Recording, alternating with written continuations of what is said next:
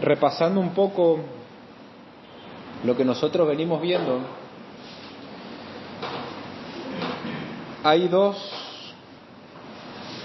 cosas que parecen contradictorias en Dios, de que Dios muestre misericordia y que a la vez sea justo, ¿sí? Habíamos dicho que cuando hablamos de justicia, y en el contexto de un juicio, cuando alguien clama por justicia, es que el pecador o que el culpable reciba lo que merece. Y en cambio en misericordia es lo opuesto, es que el no recibir el castigo que uno merece. Entonces, ¿cómo estas cosas pueden estar en sintonía con Dios? Y si nosotros vemos Éxodo capítulo 34, versículos 6 y 7, era parte de la cita a lo que Romano está citando en el capítulo 9, dice: pasando Jehová por delante de él, proclamó Jehová, Jehová, fuerte, misericordioso y piadoso, tardo para la ira y grande en misericordia y verdad, que guarda misericordia a millares, que perdona la iniquidad, la rebelión y el pecado, y que de ningún modo tendrá por inocente al malvado, que visita la iniquidad de los padres sobre los hijos y sobre los hijos de los hijos hasta la tercera y cuarta generación. Entonces, ¿no parece contradictorio que dice Dios que Él es grande en misericordia, que Él guarda misericordia a millares, pero después dice que de ningún modo va a tener por inocente al culpable? ¿Acaso la misericordia no es perdonar al culpable, es tomarlo como inocente? ¿Cómo puede la palabra de Dios no contradecirse, y cómo estas dos verdades pueden estar de acuerdo, ¿sí? Uno de los grandes misterios a lo largo de todo el Antiguo Testamento era que Dios estuvo perdonando pecados, pero no había una satisfacción de su justicia. ¿Cómo Dios podía estar haciendo esto sin negar a su propia esencia? ¿Cómo Dios puede perdonar a seres pecadores y no caer Él en un estado de injusticia? Dios no había satisfecho su justicia, por eso Israel tuvo que sacrificar animales constantemente, ¿sí? Su ira no quedaba saciada.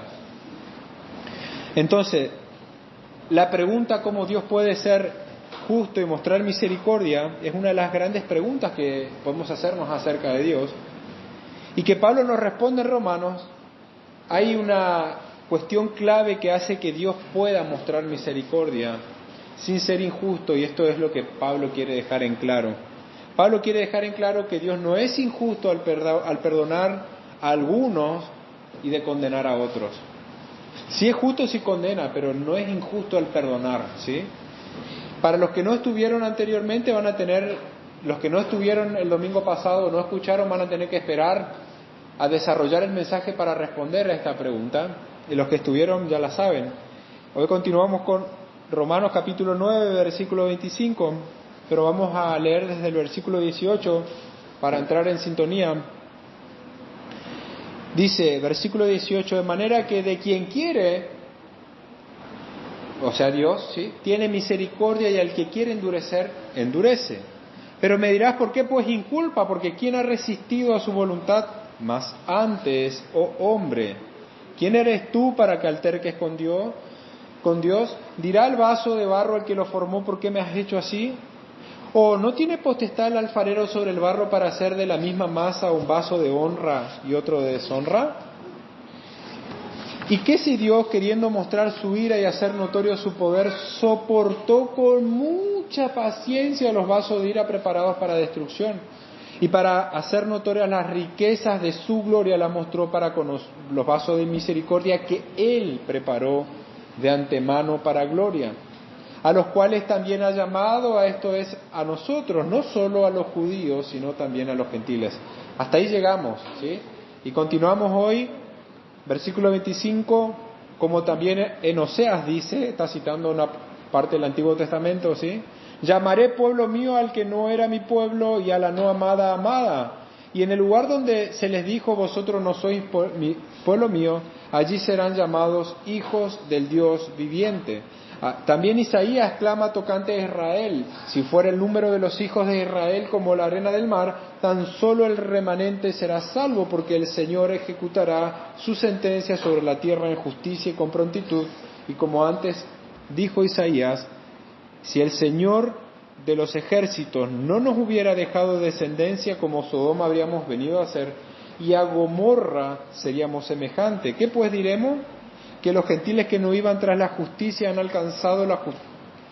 ¿Qué pues diremos? Que los gentiles que no iban tras la justicia han alcanzado la justicia, es decir, la justicia que es por fe. Mas Israel, que iba por una ley de justicia, no la alcanzó. ¿Por qué? Porque iba tras ella no por fe, sino como por obras de la ley, pues tropezaron en la piedra de tropiezo, como está escrito: he aquí, pongo en Sión piedra de tropiezo y roca de caída, y el que creyere en él no será avergonzado. ¿Sí? Qué gran manera de concluir todo este debate que viene hablando o manifestando. Y el título del mensaje de esta noche es: Dios es fiel al perdonar la iniquidad. ¿Sí? Dios es fiel al perdonar nuestros pecados. O podemos decir: Dios es fiel al perdonar a pecadores. Vimos que la nación de Israel rechazó a Jesús como el Mesías. Pero por esto no es que Dios haya fallado con Israel, no es que Dios falló a su promesa. Dios prometió un Salvador, Dios envió el Salvador, y lo que estamos viendo es que hubo un endurecimiento de gran parte de Israel. No todo Israel fue endurecido, pero gran parte, como dice el capítulo 11 de Romanos. Sí, los líderes religiosos, las autoridades de Israel rechazaron a Jesús, no lo aceptaron como el Mesías anunciado en las Escrituras. Mas ellos, estos líderes, llevaron a Jesucristo ante Pilato. Son ellos los que prefirieron liberar a un criminal como Barrabás con tal de que lo crucifiquen a Jesucristo. Son ellos los que gritaron que lo crucifiquen, que lo crucifiquen. Aún hoy la nación de Israel rechaza a Cristo como Mesías. Por eso decimos que Israel rechazó al Mesías, pero con esto no es que Dios ha fallado. Pablo dejó en claro primeramente que no toda persona es hijo de la promesa, ¿sí? Ese era uno de los puntos para dejar en claro que Dios no falló, es que no todos los que descienden de la nación de Israel, no todos los que son biológicamente judíos, son salvos o son el verdadero pueblo de Israel. Y esto no está en contra de lo que Jesucristo mismo enseñó, ¿sí? Si ustedes prestan atención con Natanael, cuando lo ve, dice: aquí un verdadero israelita. O sea que hay israelitas que no son verdaderos, ¿sí? Su padre no es Abraham, porque si su padre fuera Abraham, le dice a los fariseos, ¿sí? O sea, hizo una distinción en quién son verdaderamente su pueblo y quiénes no, quiénes son sus ovejas, quiénes no. A pesar de ser biológicamente judíos, no todos creían, no todos eran salvos, no todos van a ser salvos por tener la sangre judía. Eso es lo que Pablo dejaba en claro en Romanos 9:6, no todos los que descienden de Israel son israelitas, ¿sí? Por el solo hecho de tener la sangre judía, a nadie lo hace salvo, ¿sí? Los que son salvos, es decir, los verdaderos israelitas, son los que verdaderamente creen en Jesucristo, sean de la nación que fueren. Y el primer punto que vamos a ver es que Dios es la fuente de la salvación y restauración. Dios, fuente de salvación y restauración. Pablo está citando al profeta Oseas en relación a una profecía del Antiguo Testamento, ¿sí? Oseas es mandado a la tribu de Israel. Si Israel se había dividido, una nación se fue por las 10 tribus por un lado, el profeta Oseas fue enviado a esa nación. Se casa con una mujer llamada Gomer. Ella no fue fiel al profeta, no fue fiel a su marido. Se transformó en una mujer que se entregó a la prostitución y tuvo hijos de prostitución. Y Dios usa al profeta Oseas y a su matrimonio para mostrar lo que Dios iba a hacer con el Israel rebelde y adúltero. A pesar de la apostasía a Dios que ellos habían tenido con Dios, Dios los iba a traer de nuevo a la salvación por medio del poder de su palabra. De manera que esos que no podían llamarse pueblo de Dios por la idolatría en la cual ellos estaban, ¿sí?, eventualmente vendrían a ser pueblo. Gomer pasó de ser su esposa amada a ser una mujer desechada, pasó a ser no amada, pero Dios le manda que la conserve como esposa, ¿sí? Dios le manda que la restaure, la busque. Osea, en lugar de rechazarla, el profeta Oseas, en lugar de rechazar a su esposa, vuelve a comprarla, como si fuese una esclava, la compró, y misericordiosamente Él la reintegra a su posición de honor, de modo que Dios, a través de Oseas, Dios muestra que el profeta pasa de llamarla de no amada a amada, ¿sí? Dios, o sea, el profeta tiene misericordia de su esposa, la restaura a su posición de honor, de modo que a través del profeta Dios muestra que haría eso con Israel, ¿sí? De la no amada a ser su amada. El profeta Oseas describe el pecado, el castigo, la restauración de Gomer, y es un símbolo del pecado de Israel, su castigo y su restauración al favor divino. Eso es lo que Pablo está citando en el versículo 25, llamaré pueblo mío al que no era mi pueblo, ¿sí? O sea, Dios le está diciendo al profeta que hay un pueblo que es idólatra, que es pecador, y que igual a pesar de todo Dios lo va a restaurar y Dios le va a perdonar su pecado. Ese es el punto esencial, ¿sí? Y a la no amada, amada. El punto, entonces, que Pablo está mostrando es que Dios quiere hacer notoria, como dice en el versículo 23 y 24, que Él quiso hacer notoria las riquezas de su gloria, y Dios mostró misericordia para con nosotros, ¿sí? Seamos judíos y gentiles, Dios mostró misericordia. Dios quiso mostrar las riquezas de su gloria y mostró su misericordia, ¿sí? Como habíamos visto en Moisés, quiso ver la gloria de Dios. Esta es mi gloria, yo soy misericordioso, yo tengo misericordia de quien yo quiera tener. Que Dios muestre misericordia es la expresión de la gloria de Dios. Si has experimentado la misericordia de Dios, si has experimentado el perdón de tus pecados, si te has arrepentido de tus pecados, si has ido a Cristo en arrepentimiento y en fe, has experimentado la gloria de Dios. Has conocido al Dios glorioso, al Dios en toda su gloria, ¿sí? Los vasos de misericordia están compuestos por judíos y gentiles, eso es lo que viene diciendo Pablo. Entonces, Dios es fiel en llamar a los gentiles también como su pueblo, ¿sí? Pablo está citando judíos y gentiles que no serían pueblo, serían llamados pueblo. Dios fue, en base al título, podemos decir de que Dios es fiel en perdonar la iniquidad, en perdonar el pecado. En parte ya ha sido anunciado por los profetas. Pablo trae consideración al profeta Oseas como para resaltar el carácter de Dios, que Dios es grande en misericordia, para mostrar que la causa y la fuente de la restauración es Dios mismo. Cuando Dios mostró misericordia al pueblo, no lo merecían, no merecían el perdón, no merecían que Dios tenga compasión. Ellos no merecían, merecían toda la ira de Dios, merecían todo el castigo, pero Dios mostró misericordia. Mostró su carácter, Él mostró bondad que no lo merecen. Ese es nuestro Dios. Él es el Dios que tiene misericordia y que tiene compasión. En la primera epístola de Pedro, 1 Pedro 2:10, al dirigirse a una congregación mayormente gentil, Pedro también cita a Oseas y cita esta porción y dice: vosotros que en otro tiempo no erais pueblo, pero ahora sois pueblo de Dios, que en otro tiempo no habías alcanzado misericordia, pero ahora habéis alcanzado misericordia. O sea, está citando a un público mayormente gentil y que ellos alcanzaron misericordia por medio de la fe en Cristo, ¿sí?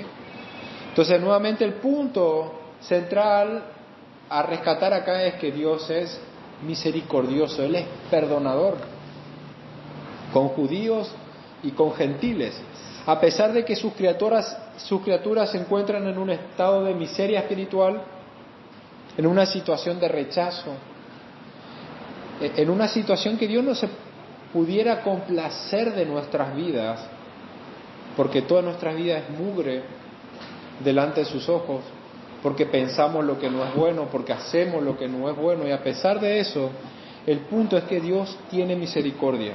Él es capaz de perdonar pecado, Él es capaz de mostrar misericordia, y eso es la gloria de Dios. Eso es parte de su gloria, eso es parte de lo que lo hace glorioso y grandioso a nuestro Dios. Pero no confundamos la misericordia con la debilidad de carácter. No es que Dios tiene una debilidad de carácter. No es que Dios dice, yo tengo que condenar a estas criaturas, pero pobrecito, ¿cómo lo voy a destruir? No puedo hacer esto, voy a perdonarlos. No es una debilidad, no es esa la actitud del Señor. No es que Dios no puede ejecutar su juicio, entonces ejecuta misericordia. Para nada, Dios quiso mostrar misericordia. No es una debilidad en el carácter de Dios de no condenar al impío o de no querer condenar a ciertas personas. Dios tampoco es un Dios injusto que simplemente no condena al que tiene que condenar. Si nosotros pensamos en un juez que dice, bueno, yo dejo libre a este criminal porque estoy lleno de bondad y lleno de misericordia, ¿qué vamos a decir? ¿Que un juez misericordioso? Que es un juez injusto. ¿Y por qué la inconsistencia? ¿O por qué nos cuesta relacionar estas dos características de Dios, la justicia con la misericordia? Porque Dios no está a la par nuestra. Él no es un ser humano así como nosotros. Él no es una criatura creada como nosotros. Él es nuestro creador, Él está por encima de nosotros, Él está como un juez. Nosotros sí estamos obligados a perdonar a los que nos ofenden, porque estamos a la par, pero Dios es juez. Él tiene que actuar como un juez, ¿sí? Y un juez tiene que hacer cumplir la ley. La ley se tiene que cumplir, alguien tiene que pagar por lo que pasó. Alguien tiene que pagar. Alguien tiene que pagar por nuestros pecados. Alguien tuvo que ser condenado en nuestro lugar para que Dios pueda tener misericordia. ¿Y quién sino Dios mismo? Dios no le envió a una criatura a sufrir para salvar a otra criatura. Dios no haría algo atroz así. Dios no estaría condenándonos a otro para salvarnos a nosotros. Dios mismo, su Hijo, que en esencia es uno con Él, que es uno por el Padre, que en esencia es Dios, se hizo de carne como nosotros, para venir a morir en nuestro lugar, para ser nuestro sustituto, para que Dios pueda ejecutar en Él la justicia que tenía que ser aplicada en nosotros, para que Dios pueda mostrar en nosotros la misericordia que Él quiso mostrar. Por lo tanto, al hablar de misericordia y que Dios perdona nuestros pecados, también seamos conscientes que otro tuvo que ser condenado. Si Dios te perdonó los pecados, si Dios te perdona el castigo que merece todo lo malo que vos hiciste, tenés que ser consciente de que alguien sufrió el castigo que vos merecías. Porque Dios no deja de lado su justicia. Dios no va a tener por inocente al culpable, y alguien se hizo culpable por nosotros. Alguien tomó nuestro lugar. Cuando el Padre lo vio a Cristo en la cruz, lo tomó como culpable. Cuando Él estaba en el monte Getsemaní, cuando estaba dice, si es posible, pasa de mí esta copa, ¿sí? Hablando de la copa de la ira. No que Jesucristo quería evitar la cruz, sino que no había otra manera de que nosotros podamos ser salvos. Alguien tenía que beber la ira de Dios. Sobre alguien tenía que caer la ira por nuestros pecados. No había manera. Por lo tanto, al hablar de misericordia, tenemos que estar hablando de Cristo. La salvación es posible solo por gracia y por el poder de Dios. Y para resaltar el primer punto traigo en memoria el título, ¿sí? Dios es la fuente de la salvación y de la restauración. Si Dios no nos quisiera salvar, o si Dios no decidiera salvar, si Dios no nos enviara un Salvador, no habría salvación. De manera que Pablo nos lleva de vuelta al argumento principal de esta sección de la carta, y es que Dios no falló a su promesa. Si nosotros recordamos el argumento de los capítulos 9, 10 y 11, aunque muchos descendientes físicos tuvo Abraham, permanecían en incredulidad estos. Ahora Pablo le hace ver que a su oponente, con el cual está debatiendo, que el verdadero Israel no está compuesto por todos aquellos israelitas que fueron escogidos de pura gracia, sino también por todos los gentiles que fueron escogidos, ¿sí? Por todos los escogidos, sean gentiles o sean judíos. El plan de Dios no ha fracasado. Dios, ¿qué le había prometido a Abraham en Génesis? ¿Recuerdan Génesis capítulo 12, versículo 3? Que en él, ¿qué pasaría con las naciones? Serían benditas, ¿sí? Todas las familias de la tierra. Y más adelante en Génesis capítulo 22, 18, Dios le dice a Abraham, y en tu simiente serán benditas. O sea, Dios le está prometiendo que serían benditos. En cierta manera está contenida la promesa de la salvación, pero a través de un Salvador. Dios mostraría misericordia, pero solo sería posible a través del Mesías prometido, del Salvador, de la simiente de Abraham. Entonces, en Cristo son benditas todas las naciones de la tierra. Por lo tanto, Dios, al perdonar al impío, está siendo fiel a su promesa de que serían benditas, ¿sí? Pero el punto clave es que la promesa de bendición sería por medio del Mesías, ¿sí? Del Salvador, el cual es Cristo. Dios es fiel al perdonar nuestros pecados en Cristo. Si Dios puede manifestar misericordia y clemencia, es solo por medio de Cristo. Y no solo a Oseas está citando, sino que Pablo trae memoria del profeta Isaías, pero exclusivamente hablando en este caso de Israel, ¿sí? En este caso Isaías fue enviado a la parte sur de Israel.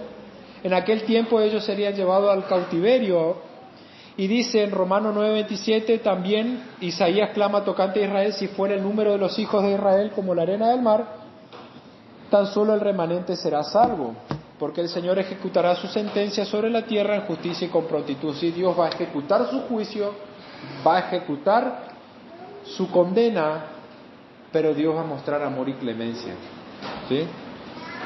Pablo está citando Isaías capítulo 10. El profeta predice que ellos serían llevados por causa de Asiria, serían gradualmente reducidos en número. La nación que una vez fue tan numerosa, llegarían a quedar reducida a solamente un remanente, ¿sí? Si solamente un remanente regresaría del exilio, ¿sí? Y volverían a restaurar la nación. Así en la época de Jesús, la nación de Israel también rechazó a Jesucristo como Mesías. En el año 70 después de Cristo, su templo fue destruido, fueron dispersados y la nación de Israel dejó de ser. Fueron exiliados, fueron dispersados, ¿sí? Y Pablo dice en Romanos 9:29, como antes dijo Isaías: y si el Señor de los ejércitos no nos hubiera dejado descendencia como Sodoma, habríamos venido a ser, y como Gomorra seríamos semejantes, ¿sí? Solo debido al amor perdonador de Dios y su cuidado providencial que quedó un remanente de judíos, ¿sí? No todos los judíos son salvos, pero Dios, en su clemencia, hay judíos que por gracia son guardados por la misericordia de Dios y preservados para salvación. Si Dios no hubiera tenido ese amor compasivo como Sodoma y Gomorra, ¿qué pasó con Sodoma y Gomorra? Fueron completamente destruidos, no quedó nadie. Pero si un remanente de israelitas quedaron y no fueron destruidos, es por la gracia y la misericordia de Dios, antes y ahora, lo que cita Pablo, ¿sí? Aún hoy quedan un remanente de la nación. Nuevamente, nada más me puede venir a la mente a mí que Dios es misericordioso y compasivo, que es lento para la ira y grande en misericordia. Y finalmente, la manera de alcanzar la justicia de Dios siempre fue por fe. Romanos 9:30, o sea, ¿qué pues diremos? O sea, aquí Pablo está concluyendo, y el qué pues diremos es una manera de concluir, ¿sí? ¿Qué pues diremos? Que los gentiles que no iban tras la justicia han alcanzado la justicia. Sí, los gentiles que creyeron en Jesucristo como Mesías, como el Salvador de su vida, como el Señor y amo, alcanzaron una situación de justo ante Dios, pero sin embargo ellos no estaban buscando la justicia.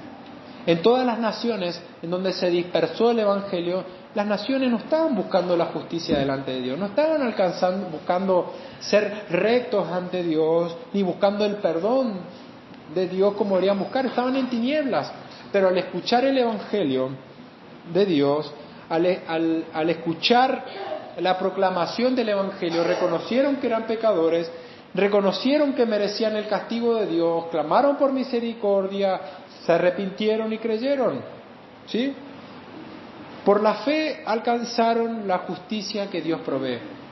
Ellos no estaban buscando, pero escucharon el Evangelio y por la fe lo alcanzaron, ¿sí? Hoy hay muchas personas perdidas que no creen en el Evangelio, no buscan la justicia de Dios, pero van a alcanzar misericordia cuando el Evangelio les sea predicado y por la fe puedan alcanzar esa justicia. No obtuvieron una justicia que pueda provenir de sí mismos, sino de una justicia mejor. Como dice Pablo, Pablo con todos sus honores, con todas las cosas de justicia, siendo mejor, siendo intachable, siendo irreprensible, dice, yo me despojo de mi justicia con tal de aferrarme a la justicia de Cristo. Esta es la justicia que se aferran los que creemos, nos aferramos a lo que creemos. ¿Sí? La justicia que Dios provee, una justicia que fue comprada con la sangre de Cristo. Cuando Satanás viene a acusarnos por nuestros pecados, es cierto, fallamos, es cierto, pecamos, pero Cristo pagó por nuestra justicia. En eso hay perdón, en eso hay paz. Es cierto, cuando viene el temor, cuando viene la acusación, es cierto, fallamos, pecamos, pero Dios compró nuestra justicia por medio de Cristo. En cambio, la nación de Israel, por el contrario, iba tras la justicia por medio de la ley, no la alcanzó, buscaron ser agradables delante de Dios por medio de sus obras.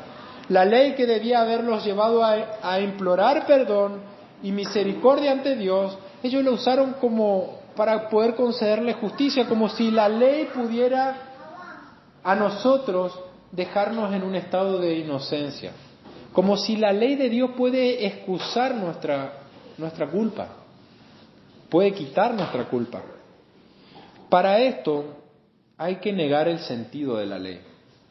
Como también pasa hoy, los líderes religiosos ellos enfatizaban en ¿qué? En que la salvación se podía alcanzar cumpliendo ciertas tradiciones o hacer ciertas cosas. Ellos desecharon el sentido de la ley para decir que cumplir la ley es seguir ciertas cosas o ciertos ritos, no lavarse la mano, hacer esto, hacer lo otro, cosas que sean fáciles de cumplir. Eso era para ellos cumplir la ley. Muchos enfatizaban entonces que al cumplir ciertos ritos o cosas podían cumplir la ley. Algunos dicen, aún también hoy pasa esto. Muchos niegan el sentido real de la ley y opacan la ley de Dios como si la ley de Dios se basa en poner plata, en decretar, en declarar, en repetir una oración, en pactar con Dios, en tratar de hacer bien las cosas, como si eso fuese la justicia, la ley, cumplir la ley. Muchos piensan que eso, muchos dicen, hermano, yo no maté, yo no robé, yo no soy como fulanito o la fulanita, que la fulanita, mira cómo es la fulanita o el fulanito, hace esto y yo no, entonces piensan que son mejores delante de Dios. Pero de esa manera no es cumplir la ley. Y al tratar de salvarse por cumplir la ley por obras, por nuestro esfuerzo, uno está rechazando la justicia de Dios que Dios regala, que Dios provee a través de la fe en Cristo. Dios está regalando, o sea, Dios está proveyendo una justicia que es perfecta. Pero los que dicen, yo no quiero los que dicen, yo me esfuerzo y quiero creer que Dios el día de mañana me va a perdonar cuando yo muera, y tienen la tranquilidad en sus mentes que van a ser salvos y no van a ser condenados al final de su vida porque piensan que son buenos y que no son como los otros, esa clase de persona está rechazando la gracia de Dios, está rechazando la justicia que Dios provee. Ellos están queriendo presentarse ante Dios con su propia justicia. Y por supuesto no hay nada de malo al tratar de lograr un estado de justicia ante los ojos de Dios, no es nada de malo. No hay nada malo, no es pecaminoso tratar de buscar la justicia ante Dios. Nunca Dios dice, esto es pecaminoso que ustedes traten de buscar justicia o que ustedes traten de obedecer. No es para nada malo, no es para nada malo, no está nada mal. Es más, nosotros tenemos que anhelar y buscar la justicia, tenemos que anhelar y buscar ser obedientes al Señor. El problema parte de suponer falsamente que si uno se esfuerza mucho puede cumplir perfectamente la ley. Ese es el problema. El problema es que si pensamos que si nosotros nos esforzamos podemos cumplir la ley perfectamente. Ese era el problema con Israel, como mucha gente hoy. Van tras la salvación por obras. Ir por una salvación por obras es rechazar a Jesús como Mesías. Por lo tanto, reitero, si la salvación de tu alma, si lo que te da tranquilidad a la hora de pensar en la muerte, si lo que te da tranquilidad en pensar en la eternidad es que piensas que sos una buena persona, que has cumplido la ley, déjame decirte que la ley exige un perfecto amor, una perfecta obediencia. La ley exige un cumplimiento perfecto, no alcanza con decir yo hice el 99% y casi que soy perfecto.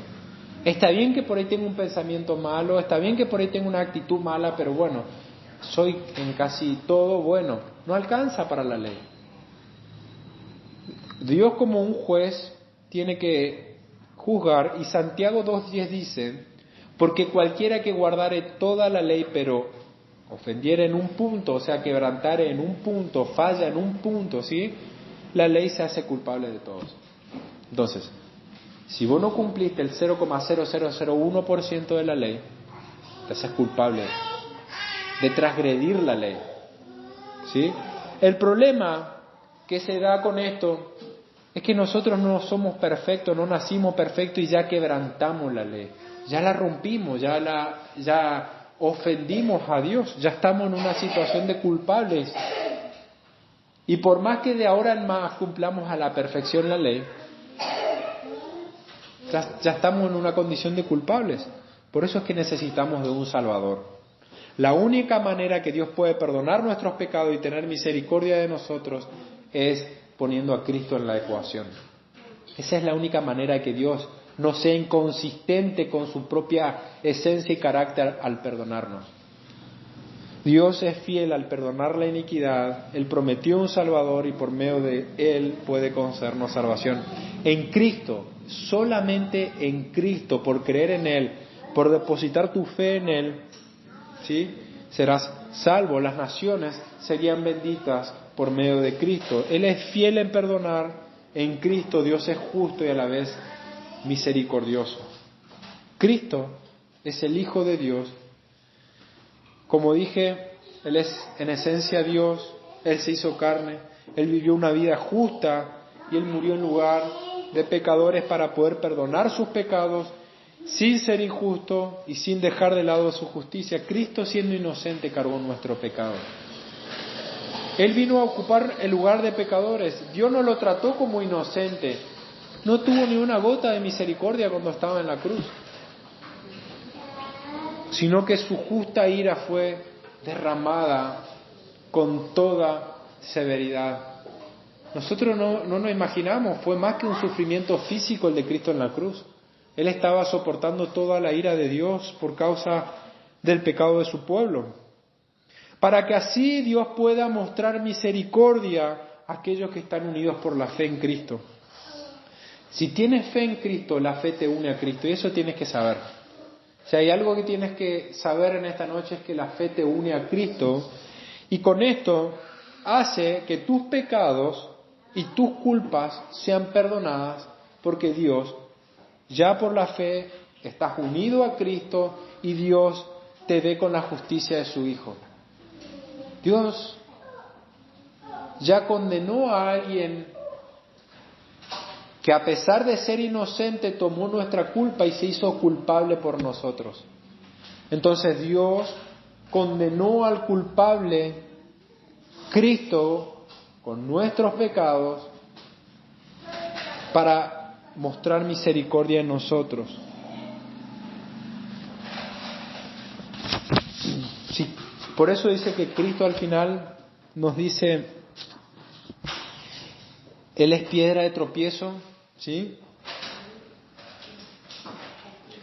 Él es piedra de tropiezo y roca de caída, ¿sí?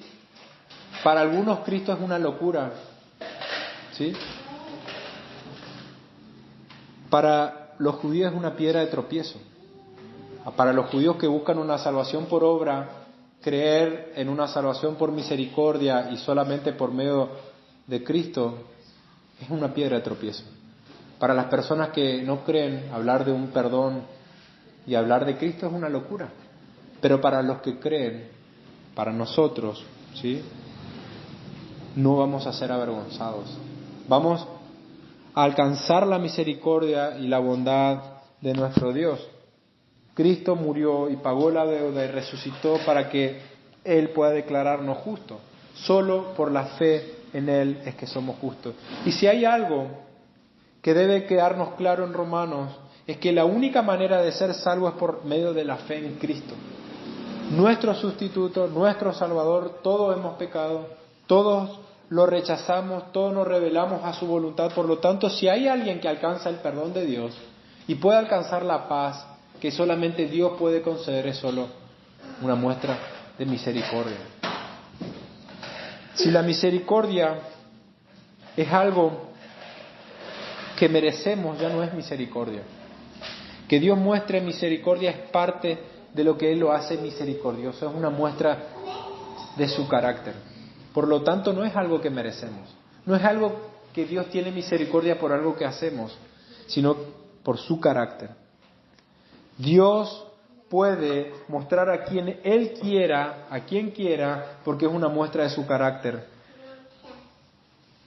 Si hoy escuchas su palabra, si reconoces que has pecado, si reconoces que todas tus buenas obras no alcanzan para declararte justo ante Dios, si te arrepientes de tus pecados y crees en Jesucristo como aquel que ocupa tu lugar en el juicio,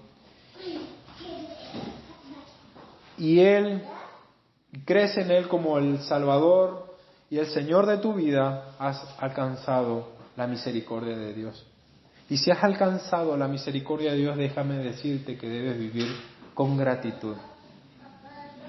Porque el fuego de la ira de Dios estaba sobre tu cabeza, estaba sobre mi cabeza, se aproximaba en cualquier momento, estamos prontos a partir y a enfrentarnos ante el juicio de Dios, pero que creamos en Cristo es una muestra de que esa ira fue apartada de nosotros. Ya fue satisfecha, Dios está satisfecho, su justicia en nosotros. Por lo tanto, lo único que nos queda a nosotros de ahora en más es vivir con gratitud. No hay nada que nosotros podamos ofrecerle que Él no se merezca. Él se merece toda nuestra adoración, toda nuestra alabanza y gloria solamente a Él. Oramos. Dios, Padre Santo, te damos gracias. Porque tú eres fiel, has enviado al Salvador que has prometido. Eres fiel al perdonar a pecadores. Sabemos que no contradice tu carácter santo y justo porque tú mismo has cumplido la justicia en tu Hijo, quien en esencia es uno contigo, pero que se hizo carne para ocupar nuestro lugar.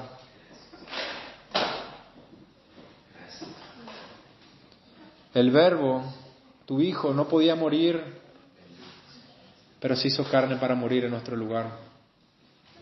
Él experimentó toda la ira en sin una gota de misericordia. Siendo inocente se hizo culpable por nosotros.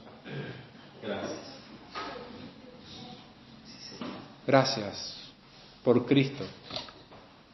Ayúdanos a vivir el resto de nuestras vidas con la mira puesta en Cristo, el autor y el consumador de nuestra fe, el cual es digno de nuestra alabanza y de nuestra adoración, Señor. ¿Cómo no hemos de alabarte, cómo no hemos de adorarte, si tú eres bondadoso y misericordioso, que muestras misericordia a millares de millares?